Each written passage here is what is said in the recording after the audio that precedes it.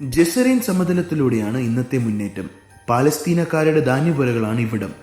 വഴിയിൽ കണ്ടതും കേട്ടതും സംഭാഷണ വിഷയമായി ഇതിനകം മിക്കവരും ഈ ദമ്പതികളെ പരിചയപ്പെട്ടു. ഇവർ പാവപ്പെട്ടവരെങ്കിലും അവിടെയുള്ളവർക്ക് പ്രിയപ്പെട്ടവരായി.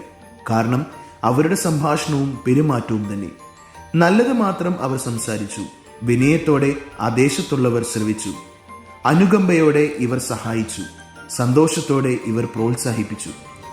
വിശ്രമ നേരം മേരിയുടെ ചുറ്റും മിക്ക സ്ത്രീകളും കൂടുകൂട്ടും. അവരെ മനസ്സിലാക്കുവാനും അലിവാർന്ന് ഉപദേശിക്കുവാനും വചനബദ്ധയായ മേരിക്ക് പ്രത്യേക സിദ്ധിയുണ്ടായിരുന്നു.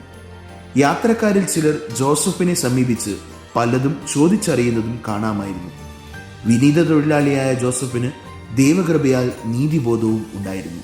ഇന്നലകളെ വിട്ട് ഇന്നലയുടെ നാളത്തേക്ക് എന്റെ യാത്ര തുടരുകയാണ്. ഇന്ന് കണ്ടുമുട്ടുന്നവർക്ക് ഞാൻ ആരാകണം? മേരി മാതാവിനെ പോലെയും യൗസേ പിതാവിനെ പോലെയും മറ്റുള്ളവരെ വളർത്തുന്ന ഒരു വ്യക്തിയാകണം ഞാൻ. ചിന്തകനായ സ്റ്റീഫൻ ഗ്രില്ലെ ഇങ്ങനെ പറയുന്നു: ഞാൻ ഈ വഴികളിലൂടെ ഒരിക്കൽ മാത്രമേ കടന്നു പോകുന്നുള്ളൂ.